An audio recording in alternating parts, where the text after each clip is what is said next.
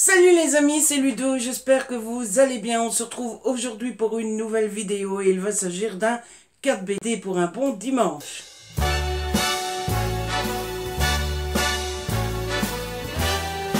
En effet, vous le savez, depuis hier, j'ai lancé le mois de la BD et forcément, comme j'ai lancé le mois de la BD, on va essayer de parler un petit peu BD sur la chaîne. Forcément, comme le challenge n'a commencé que depuis hier, j'ai pas encore lu 4 BD. Mais j'ai 4 BD que j'ai lus il y a déjà un petit moment et dont je n'ai jamais eu l'occasion de vous parler sur la chaîne. Et je me suis dit, bah, c'est l'occasion ou jamais de pouvoir vous en parler parce que bah, c'est des belles BD et c'est un peu dommage de ne pas en parler. Petite précision pour la suite du challenge, je vous tiendrai au courant tous les dimanches des BD que je lis pour vous en parler, déjà pour vous donner mon avis et puis pour vous tenir au courant de mon avancée. Maintenant, la forme, je ne sais pas encore, ça sera soit des weekly vlogs, j'ai commencé à en tourner un, mais j'ai demandé l'avis sur les réseaux sociaux, voir si ça vous plaisait ou pas, ou soit des 4 BD pour un dimanche, mais alors ça s'appellerait des 6 BD pour un bon dimanche et compagnie, puisque je lirai plus que 4 BD sur une semaine, je pense. Maintenant, il faudra voir, ça tombe, je vous ai demandé votre avis pour les weekly vlogs.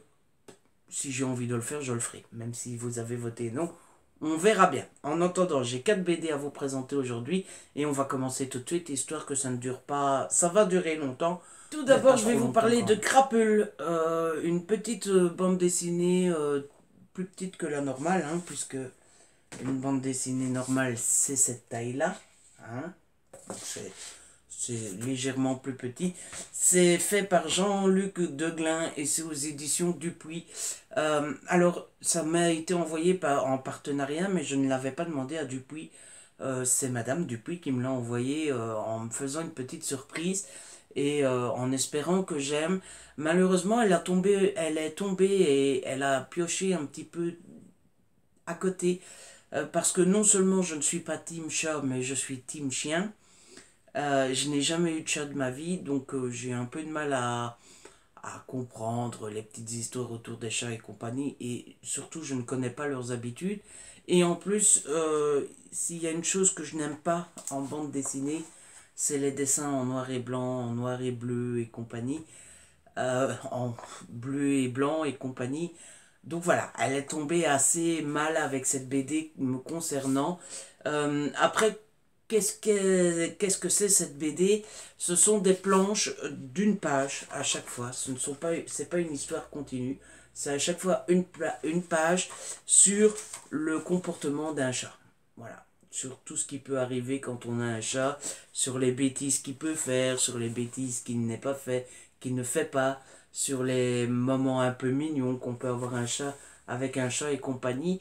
Et ben voilà, vous aurez compris la suite, n'ayant pas de chat, n'ayant jamais eu de chat, n'aimant pas forcément les chats.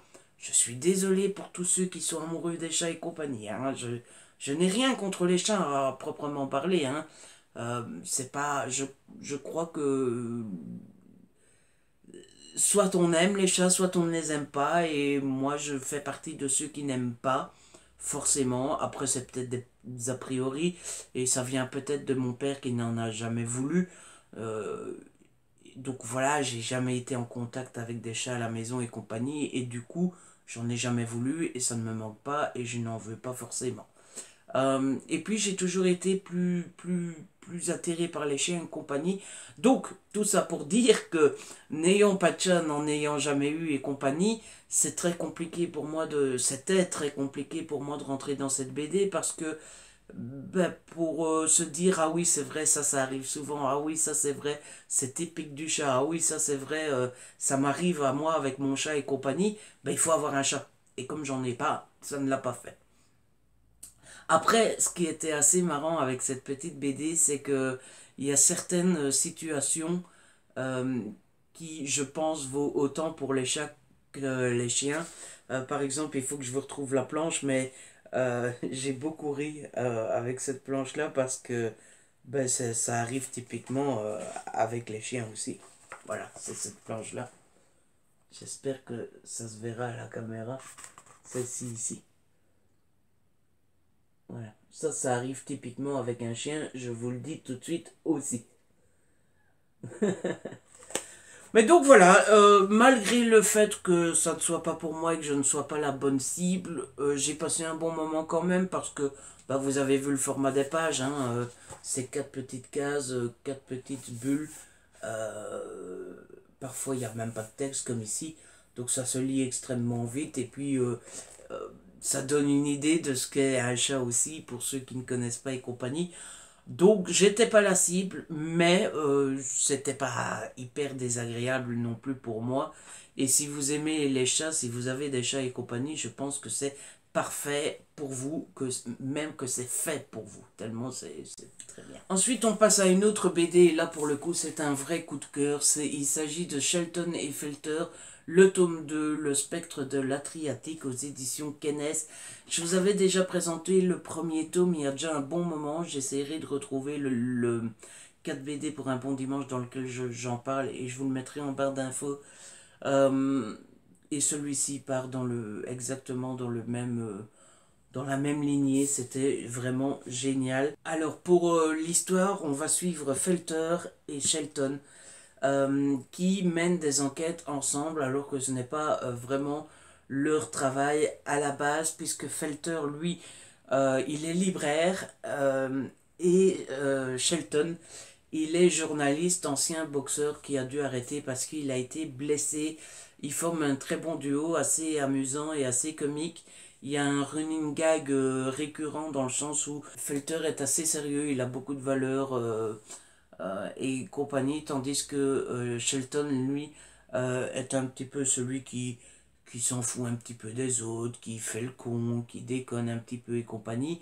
Et puis surtout, Felter a beaucoup de réflexion et c'est lui en général qui trouve la solution, tandis que Shelton, bah, c'est le boxeur, c'est celui qui est prêt à taper avant de réfléchir et la combinaison des deux et quand on suit les deux ensemble et compagnie, c'est assez drôle. Et dans cette histoire, en fait, notre ami Felter doit traverser toute l'Atlantique parce qu'il a appris que sa maman, qui vit en Angleterre et qu'il n'a plus vue depuis 20 ans, est décédée et donc il doit aller régler les affaires et compagnie. Le seul problème, c'est que il a peur de...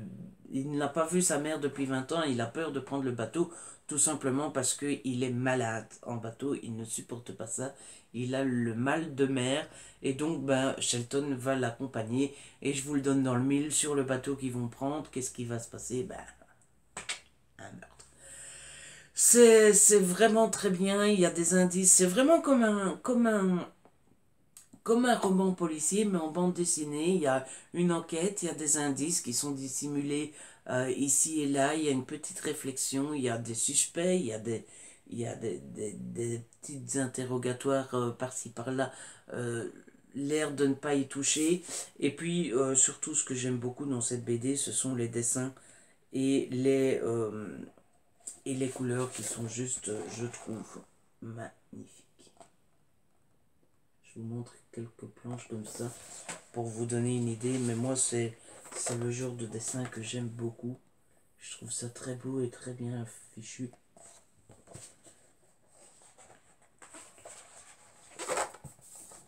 Voilà, vous voyez, ça vous donne une petite idée.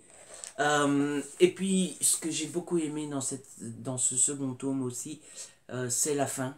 Euh, la fin, après l'enquête. Donc l'enquête se termine et compagnie. Et puis après, encore, il y a une scène familiale avec Felter que j'ai trouvé très touchante et très mignonne et qui m'a fait faire oh. Donc voilà, j'ai encore une fois énormément aimé cette bande dessinée. Je ne sais pas quand sort le tome 3, mais j'espère très vite parce que bah voilà, deux tomes, deux coups de cœur. Voilà. Elles sont un peu plus chères, elles sont à 15 €, mais franchement elles sont magnifiques. Je me demande si elles ne sont pas légèrement plus grandes qu'une BD classique, si, voilà. Euh, et puis elles sont magnifiques, elles font quand même quelques pages, hein, une cinquantaine de pages. Euh, mais voilà, moi, je trouve que ça vaut vraiment, vraiment très fort la peine. Et je vous conseille cette saga.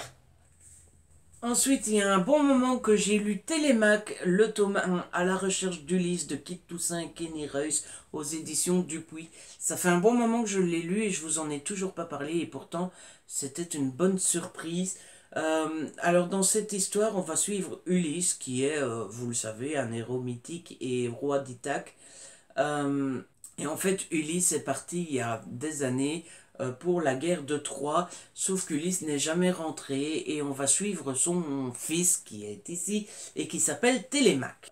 Télémaque en a marre d'attendre son père sans raison et il décide un beau jour, du jour au lendemain d'ailleurs, de partir à la recherche de son papa et dans la recherche de son papa, il va être aidé par cette jeune fille ici qui s'appelle Polycaste. Voilà, Polycaste. Euh, Vous le savez, moi je ne suis pas du tout féru d'histoire, et encore moins les histoires mythologiques, Ulysse, les dieux grecs et compagnie. Je m'en carre le coquillage, mais c'est du Dupuis, et donc je fais confiance à Dupuis. Vous savez que c'est une maison d'édition dans la BD que j'aime beaucoup, et donc je l'avais demandé en service presse, il me l'a été envoyé, et j'ai encore une fois énormément aimé. Voilà. Euh, Alors, ce que j'ai le plus retenu de cette BD, c'est les dieux grecs. Moi qui n'aime pas ça, j'ai été fasciné parce que Ulysse en rencontre plusieurs et les dieux grecs ne sont pas spécialement ravis de le voir, surtout parce que il relie le fils Télémaque à Ulysse et Ulysse n'est pas vraiment copain avec certains dieux et donc les dieux vont essayer vont l'aider mais en rechignant un petit peu, ils vont lui mettre des bâtons dans les roues et compagnie. C'était vraiment très intéressant, surtout pour quelqu'un qui n'y connaît rien pour moi, et je pense que pour les enfants ça peut mettre un premier pied à l'étrier et les intriguer en se disant oh c'est beau et tout ça. Bref, je crois que ça peut être intéressant pour les plus jeunes d'entre nous. Et puis ce qui m'a beaucoup marqué aussi, c'était les Macs, euh, qui est un garçon qui m'a beaucoup plu. C'est le genre de garçon qui s'emporte, qui pense qu'il est le plus intelligent, qui croit qu'il est le plus fort et compagnie, mais qui, devant une fourmi, se met à sauter au plafond parce qu'il a peur. Vous voyez le genre? C'est un exemple, ça n'existe pas dans la BD, mais c'est pour vous donner un exemple de qui il est. Et donc ça m'a beaucoup fait rire à plus d'un titre. Et donc voilà, et là où ça va se compliquer, c'est que ben notre ami a décidé de suivre Télémaque de son plein gré, de l'aider de son plein gré, c'est elle qui l'a décidé, sauf que ben, les autres gens ne sont pas forcément au courant de ce que fait Télémaque et de ce que fait cette jeune fille, et donc il se pourrait bien que les gens croient que Télémaque a fait quelque chose. Voilà, je vous laisse la surprise en espérant que ça vous donne envie d'en savoir plus. En ce qui concerne les dessins et les couleurs, bah, c'est encore une fois, voilà, c'est très chaud je trouve comme couleur. Et les dessins sont vraiment très beaux. J'adore la tête de Télémac. Je dis Télémag, c'est Télémac. Je le dis mal. Voilà ce que ça donne comme dessin et comme couleur. Je trouve ça très joli. Je ne sais pas vous. Mais j'ai beaucoup adoré. Et puis la fin de ce premier tome est très ouvert et très... ça promet vraiment de belles choses. Donc c'était une belle découverte. Moi, j'ai aimé sans aimer l'histoire. Si vous aimez l'histoire, si vous aimez la mythologie, les dieux grecs et compagnie, ça devrait vraiment beaucoup vous plaire. Et puis, bah, si ça ne vous plaît pas, rappelez-vous, moi, ça ne me plaît pas non plus. Ça ne m'a pas empêché euh, d'aimer. Donc, voilà. Et enfin, la dernière BD dont je dois vous parler, il s'agit de Manuel du DAG presque parfait, du DAD presque parfait, de Nob aux éditions Dupuis. Cette BD là aussi, elle est sortie il y a un bon moment, au mois de juin, je pense. Euh, je l'ai demandé à Dupuis, alors que je ne connais pas encore la saga normale, puisque celui-ci c'est un petit hors-série, un petit complément. Mais justement, je me disais que c'était un petit hors-série, que c'était un petit truc sur le côté et compagnie, et que bah, c'était intéressant de commencer par ça, histoire de bien connaître Dad, avant de me lancer dans la saga principale, et c'était un moyen aussi de voir si ça me plaisait, si c'était fait pour moi et compagnie. Et bah, je dois vous dire que j'ai adoré, j'ai surkiffé, et ça me donne qu'une seule envie, c'est de commencer la saga principale. Et si je ne l'ai pas encore fait, c'est simplement parce que j'ai le tome 1 et que je le gardais pour le mois de la BD. Alors, cette BD, elle se présente comment? En fait, dès la première page, on nous explique que tout ce qu'on va lire dans la bande dessinée, en fait, c'est le papa qui est avec les filles, et les filles réalisent un reportage. Et donc, bah, tout ce qu'on va lire dans ce bouquin-là, c'est ce que les filles filment pour leur reportage. Et puis ensuite, on a des doubles planches comme ça, on en a quelques-unes sur les 10 commandements du Dad presque parfait, par exemple. Ensuite, on a une journée classique de Dad.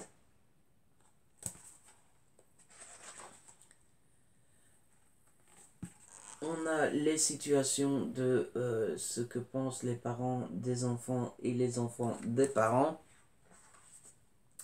Et ensuite, une fois que ces planches-là sont passées, le bouquin est divisé en 6 parties, et les 6 parties, ce sont toutes les situations dont les parents peuvent faire face avec leurs enfants. La première partie, par exemple, c'est vous m'écoutez, et c'est sur l'éducation, comment éduquer donc ses enfants. Alors quand on dit ça comme ça peut paraître un petit peu trop sérieux, un petit peu trop pas marrant quoi. Mais tout est abordé avec beaucoup, beaucoup, beaucoup d'humour. Et donc vous avez des pages comme ça, avec l'autorité par exemple, et vous avez des commandements, des petites astuces, ce que doit faire le père. Et à chaque fois avec l'image, une petite image qui illustre le commandement, si je puis dire. Vous voyez par exemple ici, vous avez l'autorité à l'ancienne, c'est terminé. Gronder sans expliquer pourquoi ne sert à rien. Cela ne signifie pas laisser l'enfant faire n'importe quoi. Vous avez la petite fille qui dessine sur le canapé, le père qui... Oh, que c'est joli. Au contraire, il est essentiel de faire preuve de fermeté. Et compagnie, ça se présente comme ça. Alors la première partie, c'est sur l'éducation. La deuxième, c'est sur la psychologie. La troisième, c'est sur la culture et le loisir. La quatrième, sur le langage et la communication. Vous avez vu ce dessin? J'adore. Je suis vraiment fan. La cinquième partie, c'est sur les rendez-vous familiaux. Et enfin, la sixième partie, c'est sur les joies du repas. Toujours avec les beaux petits dessins. Franchement, moi, j'ai adoré. Pourtant, j'ai pas d'enfant, donc il faut pas, ça sert à rien d'avoir des enfants pour apprécier cette BD. Regardez-moi cette planche sur les gros mots. Purée, espèce de canard. C'est très bien fait. Et puis là, ici, sur le langage du bébé, je sais pas si vous arrivez à lire, mais moi j'ai vraiment adoré. Je trouve ça toujours très très drôle. Je ne sais pas ce que vous pensez, mais moi je suis archi fan des dessins, encore une fois. Et puis j'aime bien les bulles, mais pas carrées et compagnie, mais sans bord, sans limite comme ça. Je trouve ça très joli. Donc j'ai adoré cette BD, vous l'aurez compris. Je ne sais plus combien elle coûte, mais je pense pas qu'elle coûte si cher que ça.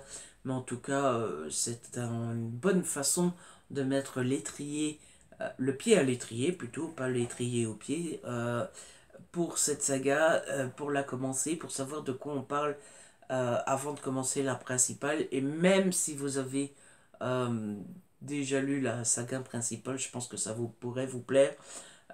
Et en plus, ce qui est chouette, c'est que ça parlera à tout le monde. Si vous êtes parent, ça vous parlera parce que bah, vous allez rencontrer des situations que vous rencontrez avec vos enfants. Si vous n'êtes pas parent, ça vous parlera parce que vous avez l'autre point de vue de quand vous étiez gosse et des conneries que vous faisiez et vous vous dites ah oui ça je faisais, ah oui ça c'est vrai que ça m'arrivait et compagnie. Donc c'est une très belle surprise, j'ai adoré et je vous la conseille. Et ben voilà, c'est comme ça que se termine ce 4 BD pour un bon dimanche. J'espère que cette vidéo vous a plu, j'espère que je vous ai donné envie de découvrir une de ces BD.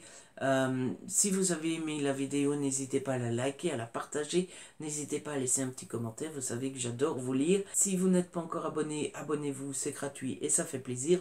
On se retrouve très vite pour une nouvelle vidéo, d'ici là, prenez soin de vous et de ceux que vous aimez. Ciao.